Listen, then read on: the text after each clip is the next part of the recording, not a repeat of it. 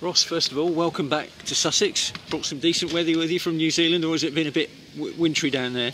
Oh, it's definitely been very cold. I'm sure the Lions supporters who have been in New Zealand can vouch for the cold New Zealand weather, but it's nice to have the sun on our backs, and hopefully can stay for a few more weeks during the NatWest blast at least.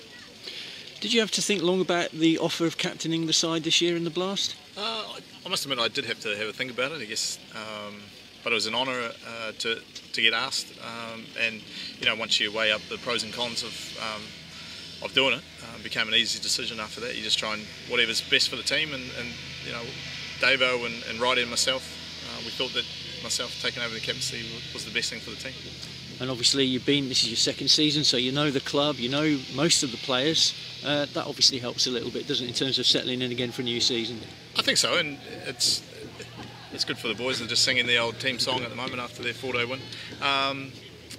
Yeah, and then I guess those are the questions when there's a couple of new players that I don't know that I've got to get to know very quickly. But no, it's an exciting time. It's an exciting competition to be a part of, and you know, 2020 is a very quick format of the game. But if we can get on a bit of a roll, play to our strengths, hey, you never know.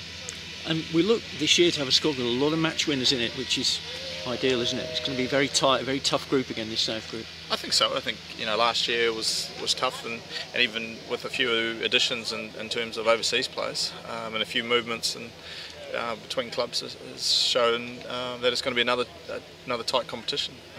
You know, we'll rely heavily on our bowlers, obviously, but the experience of Wright and Nash up the top, you know, is exciting.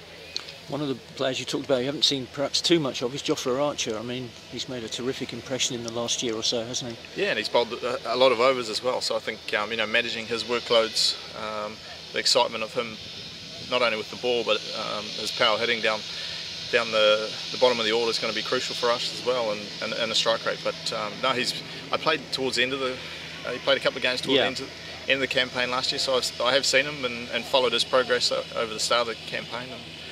No, he's definitely an excitement machine, and looking forward to him showing his wares in the 2020 format. You're hugely experienced, and you've captained sides before, and obviously you're a key batsman as well. I mean, you got more than 400 runs last year. How easy or how difficult is it to sort of keep those two things? You know, make sure you're still batting well, but also you've got the captaincy to think about. I guess you rely on the coaches and senior players to take a little bit of the load. I guess first and foremost you're a player, and your first job is to score runs and help from that point of view. But it's I guess leading, trying to get the guys involved as much as possible and getting the best out of them. But no, I thoroughly enjoyed my time last year, and will do my best again this year.